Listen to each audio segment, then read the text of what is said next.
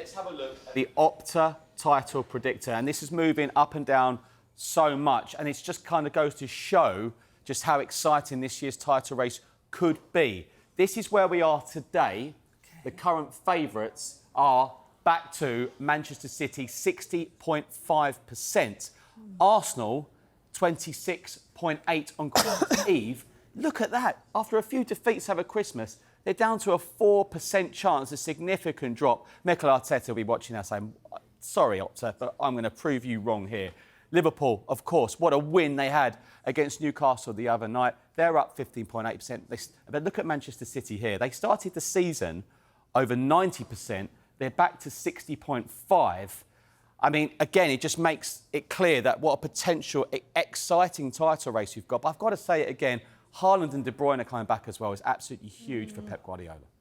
Yeah, what do you guys make of that then? Yeah, it's going to be absolutely vital, I think. I think you look at what Kevin De Bruyne was able to do down the stretch last year, you know, contributing goals in Champions League semi-finals, laying on 2 assists in the FA Cup final for Ilkay Gundogan. You know, he is their best player when he is fully fit and available. And to have him, you know, back now, having only played 23 league minutes this season, with John Stones having only started 5 league games, with Haaland having missed the last 4 league games as well. Man City are everyone's favourites, I would have thought, except for maybe slightly deluded Liverpool fans, I think, at the moment. Man City are, you know, the current champions, current treble winners, won 5 of the last 6 titles. And Liverpool's lack of experience, because there is a number of new players in this team, they haven't got over the line in the same way that Man City have in so many competitions recently. I think Man City are the outstanding favourites. Okay. Arsenal, 4%. that Kevin seems very Campbell harsh, seems to think it? they're going to win the title. They're going to be OK up there, just being eternally optimistic. But the debate continues around their need for a striker, doesn't it? Is that what it's going to come down to? It does, and that's been the big talking point, hasn't it? Particularly after that West Ham game, 30 shots and not being able to break through, and then they were well off it against Fulham. But go back to just before Christmas, where they went to Anfield and drew 1-1. It was a fantastic performance. Still got to play Liverpool at home next month. They've beaten Man City this season. I think 4% feels very harsh for Arsenal for me, and even 0.5% for Tottenham. I mean, 6 points off the top. They've got Maddison to come back in the next month. Van der Ven's coming back. They've managed their injury situation so well. They've kept picking up points. Credit to Ange Postecoglou for that.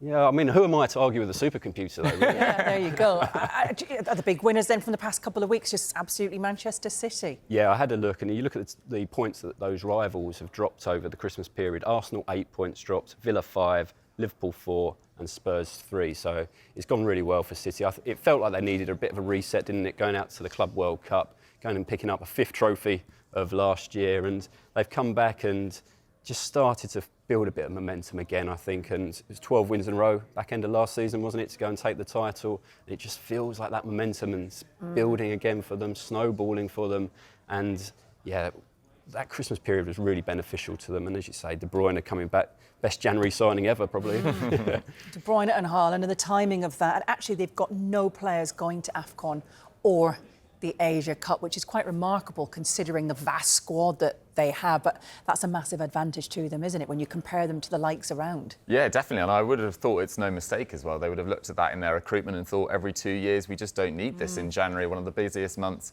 of the year. We've seen Liverpool title charges collapse in January, February time in the last few years. And I think it's worth bearing in mind that Man City have taken a number of risks in the last few years with their sales as well. Mahrez, Gundogan probably had another year or 2 in them at Man City. Cole Palmer was sold late in the window as well. Gabriel Jesus, Zinchenko, players like that the year before. So it's just a remarkable achievement to continue to compete at the top. And yes, it's been a slower start this year. But as Pete correctly points out, I think those 2 wins over that Christmas period on the back of the Club World Cup, with Phil Foden really coming to the fore as well, stands them in great stead for 2024. Yeah, so who's going to win the title then? Let's put you both on the spot. Well, Man City, they've got a big percentage in the supercomputer, haven't they? And I think, you know, they've got the experience, the track record, and I think they've also got this bit of fear factor about them as well. You know, teams know what they can do. They know they can go on these runs. So when Man City get going, I think they're a hard team to stop. Yeah, absolutely. I'm in total agreement. Man City, I don't think it'll be anywhere close to 90 points this year. It feels like more like 80 with the improvement down the other end of the league, particularly in that mid-table. I don't think we're going to see an outstanding team, at least in terms of points tally, but I think Man City are the strong favourites.